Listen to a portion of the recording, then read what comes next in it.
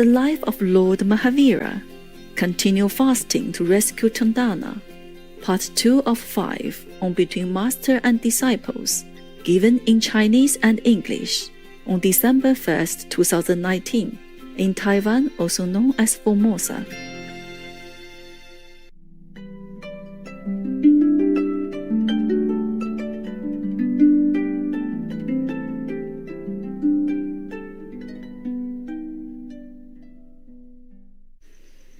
So due to her sweet demeanor, Vasumati had a magical influence over the household. The fragrance of her poise and coolness of her nature inspired Danava to call her Chandana, sandalwood. But his wife Mula was smitten with envy. She thought that this poisonous flower should be nipped in the bud. Right. So last time we read up to there, right? Okay. One day the merchant Danava left the town on some business errand. This was a golden opportunity for Mula. She relieved all the servants of the household and called Chandana, replaced her beautiful dress with rags, took off all her ornaments, tied her in shackles, and shaved her long silky hair. Chandana uttered in surprise, "Mother, what are you doing? I have done no harm to you. For what misdeed are you punishing me?" Mula silenced Chandana, put her in a dark cell, locked it, and left. Danava returned on the third day. When he saw the house abandoned, he was taken aback. He called, "Chandana, oh Chandana," but no one replied. He went at the back of the house and shouted once again. Chandana shouted back, "Father, I am here in the cellar on the back side." The merchant went in and saw that the cellar was locked. Looking through the bars of the iron gate, he saw Chandana in her wretched condition and started crying. "What happened to my daughter? What evil soul has done this to you?" Chandana replied calmly, "Father, get me out first, and then I will tell you everything." The merchant broke the lock and brought out Chandana. She asked, "Father, I have not taken even a drop of water for the last 3 days. Please give me something to eat and drink." The merchant went around the house, but everything was locked. Not even a utensil was available. Wow. I think the wife is really something, huh? He saw a basket containing a handful of dry post bran meant for cows. He took the basket and put it before Chandana,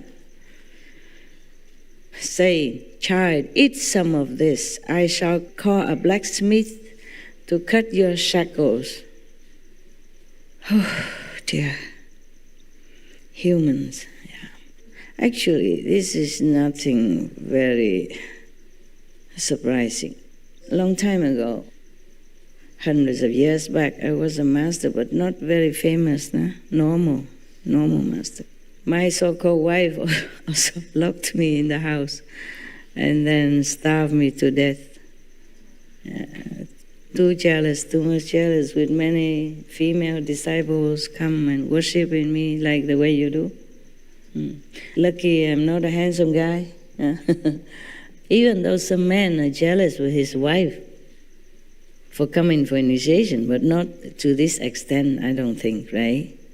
Well, I never know. I never know. Yeah, many times things like that happen in the family. And of course, there's nobody there to help me to break the lock. It was happened like we live in faraway area, and somehow nobody came at that time. maybe some people came and then see the door locked, they think, Master is not home. So they left. Yeah.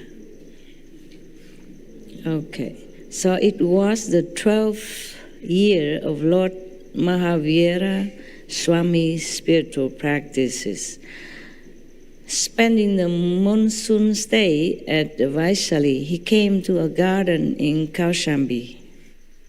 It was the time around which the incidents of satanic attack on Champa, fall of Champa, sacrifice of Queen Dharini, auction of Princess Vasumati as a slave, etc. Same time. These things were occurring. Lord Mahavira Swami, with his penetrating knowledge and perception, had a glimpse of all this. He made an almost impossible resolution on the first day of the dark half of the month of pause. What is that then? December to January.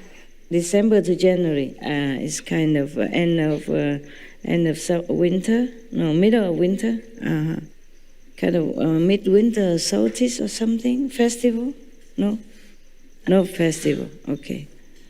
The Lord Mahavira said, I will accept alms for breaking my fast only from a princess that has become a slave. He announced like that, without anyone telling him this story. Nobody knew that Chandana was a princess in any case. She did not tell, yes, because for her safety, also because her parents already being harmed and her country lost, and she ran away. Yeah? So if she has told that she's a princess, then maybe she been killed too. Yeah. So she didn't say anything. It's just her demeanor sometimes give out an air of royalty. Yes, but she did not tell anything. Nowadays I feel a little safer, but most in those years, these years, before these a couple of years, before SMTV, I was alone in the world, and I have never told anyone that I am Supreme Master this and that, or what I do, nothing. Yeah, I had to keep low profile for safety. So it's a similar situation, I guess, though I wasn't a princess. When I went out, I play stupid sometimes, talk nonsense or something. And nobody suspected anything. And if I was kind of begin to be suspected, then I moved somewhere else. Yeah. Nowadays, I feel a little safer though. Just a little safer. Okay. So Lord Mahavira has announced that he will only accept alms for breaking his fast only from a princess that has become a slave. During this monsoon retreat season, maybe he did not eat anything. So now it's the first meal after the fast. So he wanted a princess to feed him. Yeah, he must have a clairvoyance to see something happening to that country, to the princess. So, and that too only if she has a shaven head even. Oh, she was shaven. She was shaven by the wife of the merchant. Yeah. And her limbs shackled. Only then, yeah. She has not eaten for 3 days. She is sitting on the threshold of a house. She has posed bran lying in a basket, and she has a smile as well as tears in her eyes at the same time. Unless these conditions are met, I resolved to continue my practice and not to break my fast. Oh, what a difficult condition for breakfast. Breakfast. Unless, this condition presented, he will not begin to eat again. 4 months passed since Lord Mahavira Swami started going from door to beg in the town of Kaushambi. 4 months since. Means he didn't eat anything for 4 months. One day Mahavira approached the house of the chief minister of Kaushambi, Sugupta. Sugupta's wife, Nanda, was a devotee of Lord Parshvanath and was acquainted with the ways of ascetic shamans. Looking at Mahashraman Vataman, Lord Mahavira, approaching her house for alms, she became enthralled. She requested Prabhu to accept pure and ascetic food. Mahavira turned back without accepting anything. Nanda became very disappointed, cursing her own bad luck. She said, Mahashraman Vataman came to my house, and what a misfortune! I could not provide him anything. Nanda's mate reassured her, Lady, why are you so dejected? This ascetic has been approaching almost every household in Kaushambi for alms, and without taking a single grain or uttering a word, he just returning back. Not just only her house, but every house he visited. He never took anything, because it's not the condition that he has set out. He probably was looking for Princess Chandana. Huh? So we have been witnessing all this for the last 4 months. Oh, so he didn't eat anything. He just went from door to door for 4 months, but not taking any alms, not taking any food offered to him. Wow. This man is really tough. I don't know if I can do that. Yeah.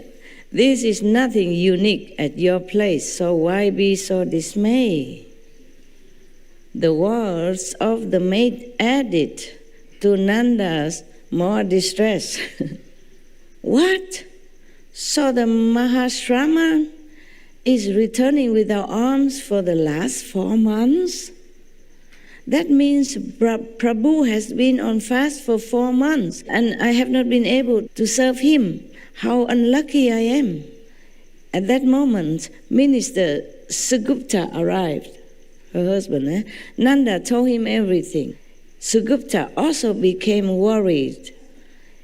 King Satanik and Queen Marigavati also got the news that Shraman Mahavira was wandering in Kaushambi without food or water for 4 months. Wow.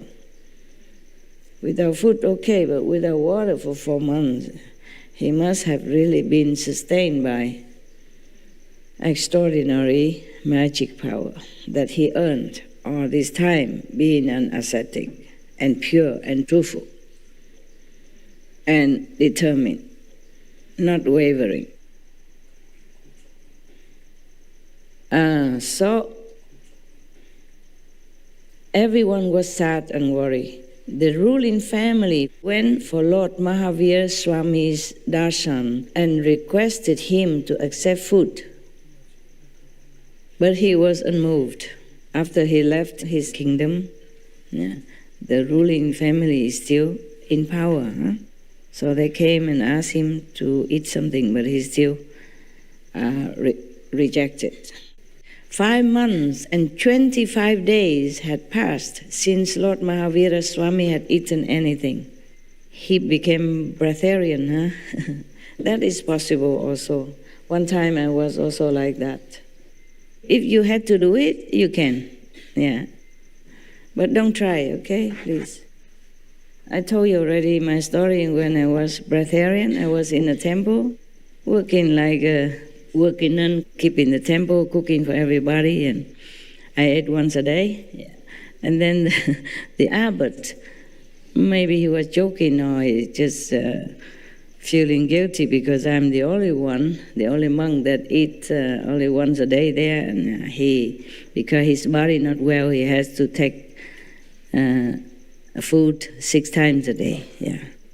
So he said to everybody at the table, "Oh, Qinghai, she eats only once a day, but it's like more than 3 times a day what she eats." So that's it. From that time, I didn't eat anything anymore. And I still continue working. I did not feel missing anything. It's so funny, you know? So funny. Your willpower is always so strong. I don't know if you're destined for it, or something, or it's a part of my life that I should go through. So I just quit eating just like that. Nothing. I didn't even drink for I don't know how long. Everybody worry, and people come to the temple and look and all that, and I was feeling kind of embarrassed, and then I just started eating again. And the first mouth of food is tastes like if I tear this paper and eat it. Didn't taste anything. And during the time I did not eat or drink, I did not feel anything special. I just quit like that, just like that. No preparation, no supporting group, nothing. I didn't know much about anything. I just didn't feel like eating anymore. Okay, and then so I quit, and then I don't eat, don't drink, nothing, but I continue working, and I feel just like normal. I feel like before, just exactly like before. So the abbot was very worried, said, "You are not eating anything, and you're working like that. Is it okay?" I said, "Okay." And I tell him I can eat if I want. If I don't want, I don't eat. I told him like that. And he was like a baffled, but, continued to watch me in case I drop dead or something, and he has to be responsible. So people tried to coax me to eat. And slowly I got fed up. So I say, all this bothering is worse than eating and being humiliated by eating. So I begin eating again. But I did not feel like. But after I eat the first meal, even though it didn't taste a lot, I didn't eat a lot and it didn't taste at all. After the first meal, I felt like I'm dropping from, physically speaking, as if you're from the 5th floor and drop down to the, gently, to the 1st floor, like that. You feel dropping, really. I don't know, you just feel like that. I don't know how to describe it. When I was not eating, I feel like I'm walking on the cloud. My body was light. My mind is free. I feel happier than before. I feel just so free. And I first eat the first few mouthfuls, and then I feel like I'm dropping down. It's just a feeling, you cannot describe it. Very gently, like you floating from the 5th floor, at least, all the way down to the 1st floor. That's the way it felt. My first meal after spontaneous breatharian. Yeah.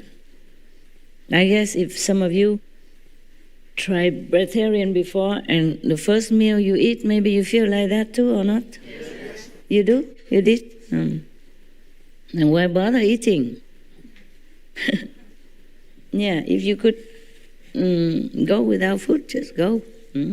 But only if you're healthy, still continue the same like before, then you should continue. Yeah, and now I know why I had to eat, make more karma, more affinity, yeah. So that I can do a different job instead of just cleaning nuns in a small temple.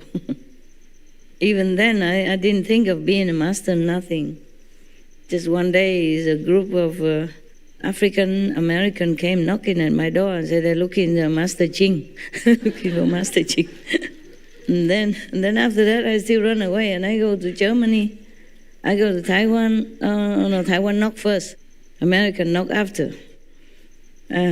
They always try chasing after me. And so afterward, I said, "Oh, what the hell?" I go out preaching, helping people. The thing is, this group of African Americans, they know nothing about the light and sound. They are practicing African kind of a spiritual tradition. And they really practice very hard so that they become more clairvoyant and they can go in trance, and tell people about what happened to them and what should they do to remedy their maybe trouble at that time, the other people, I saw her one time in trance, yes.